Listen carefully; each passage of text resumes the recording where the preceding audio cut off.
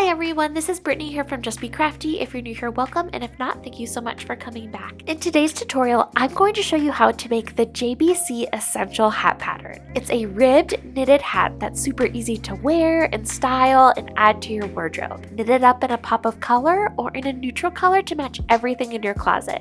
I can't wait to show you how to make it. But first, as always, you'll want to follow along with the written pattern for important information as you watch the tutorial. The written pattern can be accessed in one of three ways. You can view the pattern for free on my blog, purchase the digital printable pattern in my shop, or if you're interested in accessing this pattern as well as my entire digital pattern library, you can do so for a small fee. I have links for all three options in the video's description box below so you can learn more.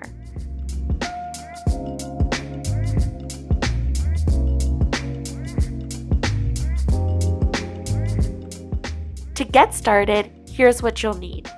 A worsted weight yarn. I'm using this acrylic yarn in the color Watermelon, US size 16-inch circular needles, a set of longer circular needles like 40 inches for magic loop or DP ends if you prefer, scissors, tape measure, a beginning of round stitch marker, 4 stitch markers for crown shaping decreases, and a yarn needle. We're going to cast on 96 stitches using the tubular cast on method. To begin the tubular cast on, we'll begin like we would for the long tail cast on, where we estimate the amount of yarn that we're going to need to use. So to start, I give myself about a 6-inch tail to weave in later, and then I give myself about 5 to 6 inches for every 10 stitches, which is more than enough for this yarn. With your working yarn towards the back and your tail towards the front, wrap your yarn around your pointer finger and thumb, and then grab both the yarn tail and working yarn with your 3 remaining fingers. Now, grab your knitting needle and lay it flat on the yarn being held by your thumb and pointer finger. Press your knitting needle down and under the yarn strand and rotate towards yourself to create a loop on the needle. This will be your first cast on stitch and will count as a knit stitch. To cast on our next stitch, go under the strand around your pointer finger and over the strand around your thumb. This is a purl. For the next stitch, go under the strand around your thumb and over the strand around your pointer finger, and this will count as a knit stitch. For the next stitch, go under the strand around your pointer finger and over the strand around your thumb. For the next stitch, go under the strand around your thumb and over the strand around your pointer finger. The next one, go under the strand around your pointer finger and over the strand around your thumb. Keep working in this fashion until you have 96 stitches on your needle. If you're new to the tubular cast on or would like to practice it on a small swatch before you begin this hat, I've made a complete deep dive tutorial that will help you out. So if you'd like, go ahead and pause this video and check out my full tubular cast on tutorial. It's kind of a tricky technique until you get the swing of it, so if this was a little too difficult for you, don't worry. It's tricky for many of us and it just takes practice. And if you find that you're not feeling the tubular cast on, you can totally do the long tail cast on instead, but this one just makes for a super polished edge and it's completely worth it in the end. But either way, you'll yield a beautiful hat. If you go the long tail route, just make sure you don't cast on too tightly or otherwise you might end up with a hat that doesn't fit. If you decide to do the long tail cast on instead, you'll simply skip all of the setup rows. Once we have all 96 stitches casted on, we're going to rotate our knitting needle in the opposite direction, rotating towards ourselves so that it now faces in the opposite direction. You'll notice that you've twisted the yarn you're holding on to, and it's this twist that's going to keep your last cast on stitch in place. I do also want to note that these first setup rows are going to be worked flat. Holding your yarn tail out of the way will begin. The first stitch will be a knit stitch, and as you may notice, our knit stitches are not oriented in the proper direction. So for this first setup row, we'll need to knit into the back of our stitch. All right, so holding our tail out of the way, we are going to knit into the back of this first stitch. Going into the back of this stitch, and we're going to knit.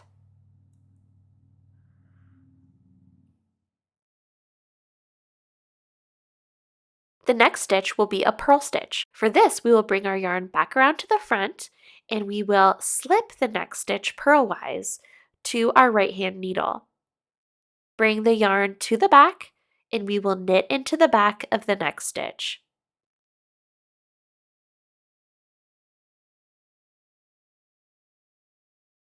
Next, bring our yarn to the front, and we're going to slip our next stitch purlwise to the right hand needle, bring the yarn to the back, and we're going to knit into the back of the next stitch. We're going to repeat this process across the row. As you can see, we're only knitting into the knit stitches and we're slipping the purl stitches with our yarn in front. Once we get to the end of the row, our last stitch will be a purl. So we'll slip it with the yarn in front and then we'll turn our work. So if you like, pause here and meet back up with me once you've completed setup row number 1. Okay, I'm at my last stitch, which is a purl stitch. So I'm going to bring my yarn to the front and then I'm just going to slip that last stitch purlwise. And now we're ready to turn our work and begin setup round 2. So our knit stitches will now be in the correct orientation, so we can knit into the front of them like usual. And we'll essentially be doing the same thing. We'll knit into the knit stitches, and for all of the purl stitches, we will bring our yarn to the front and slip the purl stitch purlwise, and then bring the yarn to the back and then knit into the next stitch. So keep repeating this process all the way across the row. If you'd like, once again, pause here and meet back up with me once you've completed setup row 2. I'm on my last stitch of setup row 2, and we're bringing our yarn to the front, slipping it purlwise, and turning our work. For setup rows 3 and 4, we will simply be repeating row 2. So if you'd like, pause here and meet back up with me once you've completed setup row number 4. We're now going to join in the round, and we need to rearrange our stitches from the 1x1 ribbing that it's currently in into a 2x2 ribbing. Taking care to not twist our stitches, we're going to join in the round. Make sure to take your time here. I've joined a twisted cast on in the round before and it's not fun, so make sure you're not twisted. I think I'm good and I don't see any twists. Grab your beginning of round stitch marker and place it on your right hand needle to mark the beginning of the round. Our first stitch is a knit stitch, so we will knit into that first stitch. Now, as you can see, our second stitch is a purl, but the stitch after that is a knit. We want to get that knit stitch in front of our next purl stitch. To do this, we are going to insert our right needle into the next 2 stitches as if to knit them together, and on to your right hand needle. Now, insert your left needle into the first stitch on your right needle from front to back and slip it back onto your left needle. Repeat for the next stitch. We've now reoriented our stitches so that the knit stitch is now in front of the purl stitch. We can now knit into the next stitch and purl into the next 2 stitches.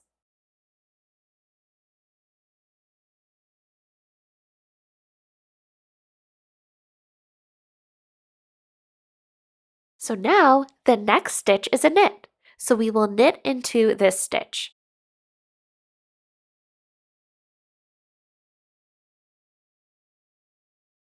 And again, we need to switch the next 2 stitches around. So we're going to insert our right needle into the next 2 stitches as if to knit them together.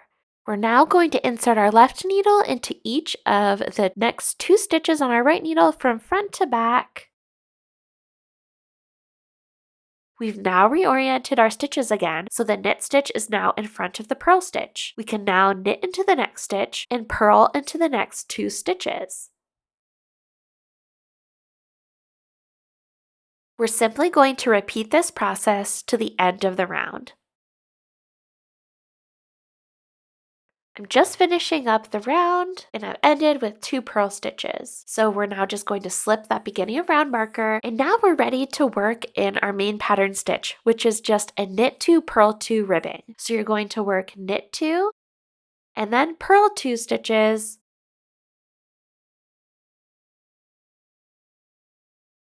over and over until you get to the end of the round. You're going to continue this until your entire piece measures 10 inches from your cast on edge. So if you'd like, pause here and meet back up with me once your piece measures 10 inches from the cast on edge, and then we'll begin our crown decreases. At this point, our piece is about 10 inches, so I'm just going to take my tape measure and make sure that it's about 10 inches long from my cast on edge.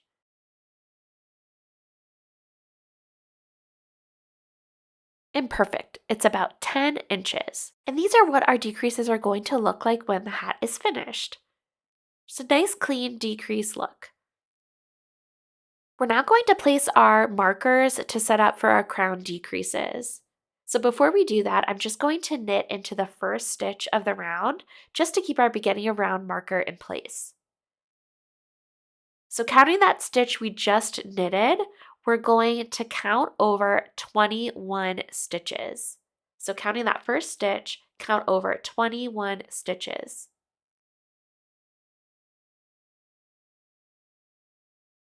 All right, so I've counted 21 stitches and we're now going to place a marker. And as you can see, we're splitting in half a column of 2 knit stitches. This is what yours should look like too. We're now going to count over 24 stitches and we're going to place a second marker.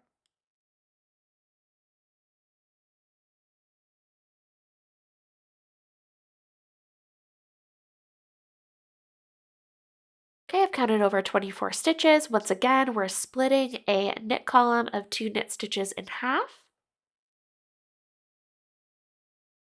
So we're going to place our second marker.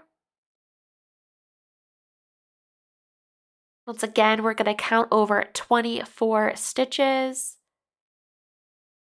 And we're going to place our third marker.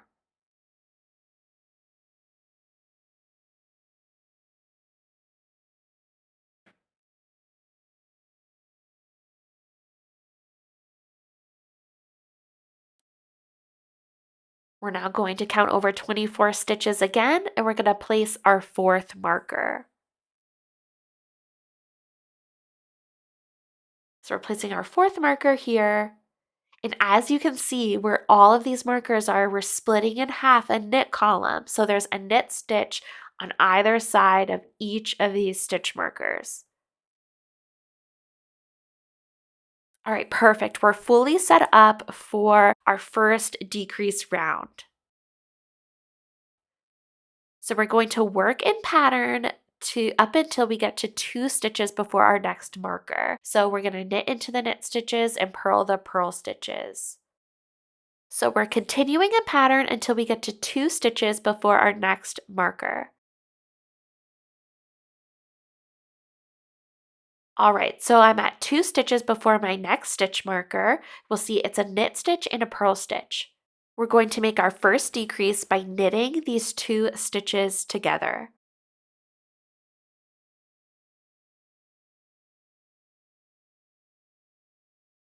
So we're knitting them together.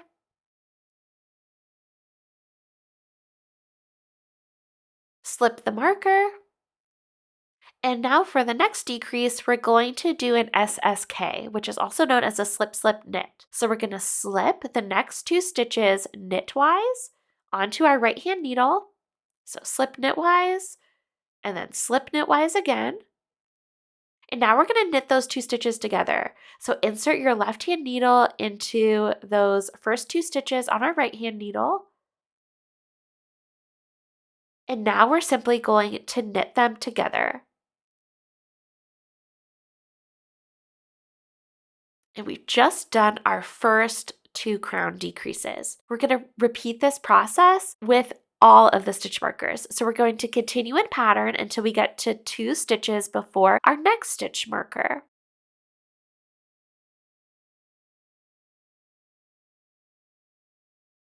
All right, so we're at 2 stitches before our next stitch marker.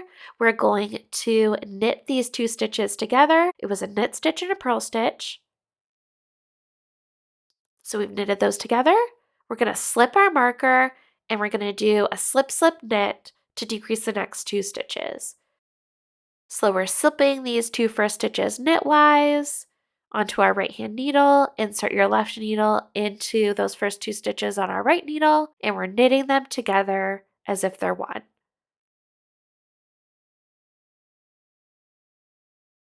Perfect. So we're just going to continue working in this manner, making decreases around our stitch markers until we get to the end of the round. At the end of this round, you'll have decreased 8 stitches. Right, I'm almost to the end of this decrease round. I've made my last decreases and now I'm just working to my beginning of round stitch marker. Can now slip our stitch marker. And for this round, we're just going to simply work in our established pattern. So we're going to knit the knit stitches and purl the purl stitches. As you are decreasing, there will be times that you'll be working several knit stitches in a row because all the purls have been decreased. So just make sure that you're maintaining your knit columns and your purl columns. All right, so we've almost made it to the end of round 2 of our crown. We're now going to simply repeat rounds 1 and 2 until 8 stitches remain. Once you get a few decrease rounds in, you'll notice that the beginning of round marker is moving closer and closer to your decreases, to your last stitch marker decreases. At this point, your beginning of round is not going to matter so much. I'm taking mine off and I'm pinning it below just to help me keep track of about where the beginning of round is, but you really just want to make sure that you're making your full decreases around each stitch marker on your round 1 repeats.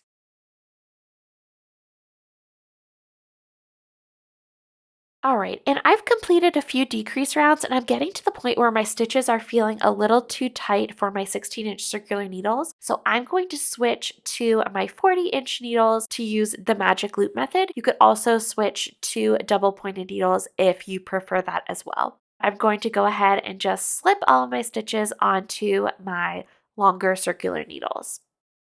So if you'd like, pause here and meet back up with me once you're ready. All right, so all my stitches are on my longer needles and I'm just going to get myself ready to work the magic loop method. So I'm just arranging half of my stitches on either half of my circular knitting needles, and now I'm just going to work as I have been by repeating rounds 1 and 2 until 8 stitches remain. All right, so I've now reached my last decrease round. We're almost done. I will admit this round is a little bit fiddly, but don't worry, just take your time and you'll get to the end of this round.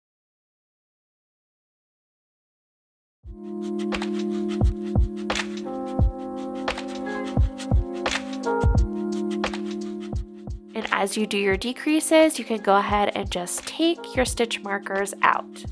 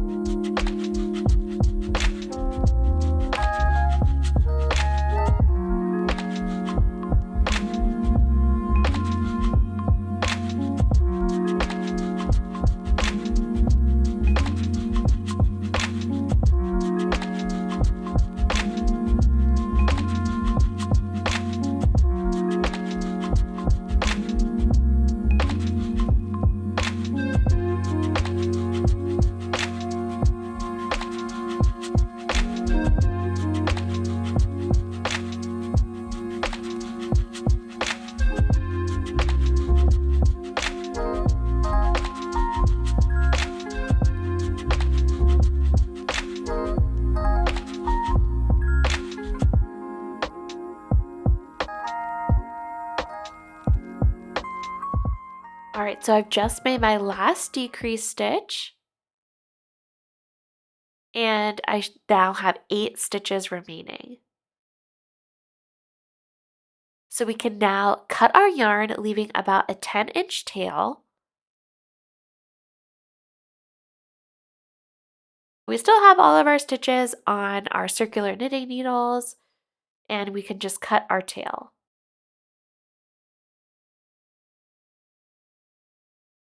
Right, so I'm leaving myself a nice long tail. I'm going to thread it into my yarn needle. And I'm now just going to insert my yarn needle purlwise into all of the remaining stitches on my needle. Make sure you're going into the first stitch of the round because this is how we're cinching the top of our hat closed. So we're just inserting our yarn needle purlwise into each of our live stitches.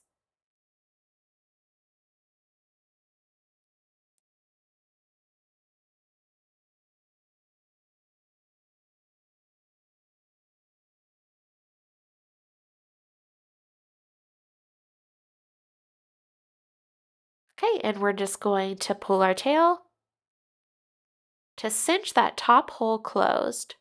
And it just creates a really nice finish for our hat. We're now just going to secure that hole closed and we're going to pull the tail to the inside of our hat. We're now going to turn the hat wrong side out. I'm going to take off my stitch marker first. So now I'm going to pull my hat wrong side out.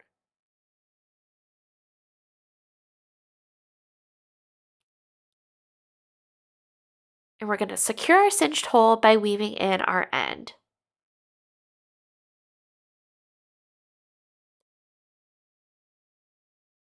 So just carefully weave in your end. So I like to just find a long knit column and I am inserting my yarn needle into the left leg of each of those knit stitches down the column about an inch or so. Once I feel like I've gone down far enough, I'm going to check on the front and make sure I can't see my tail on the front of my work. And I can't, so I'm going to keep going. I think I've pulled down just enough.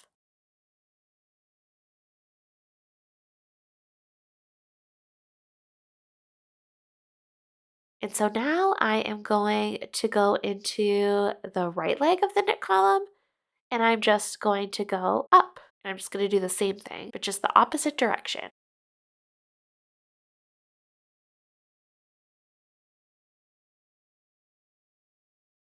Just going to pull it all through.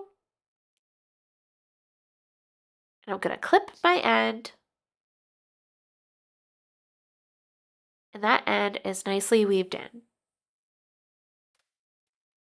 It's now time to close up the little gap at the bottom of our hat that we got from our tubular cast on.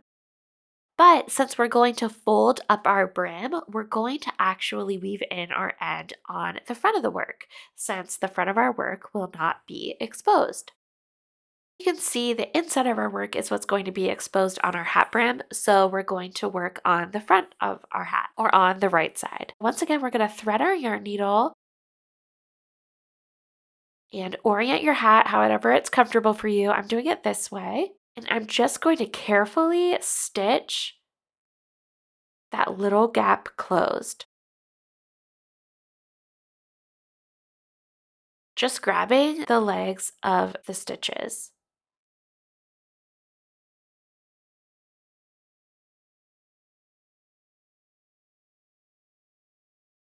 Once I feel like that's sufficiently closed, I think that's good. I'm just going to repeat the process that I did for my other tail, and I am just going to weave in my end into the right leg of this knit column.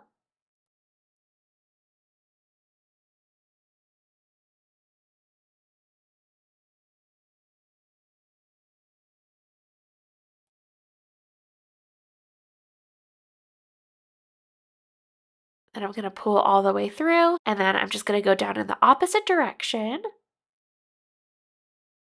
on the other side.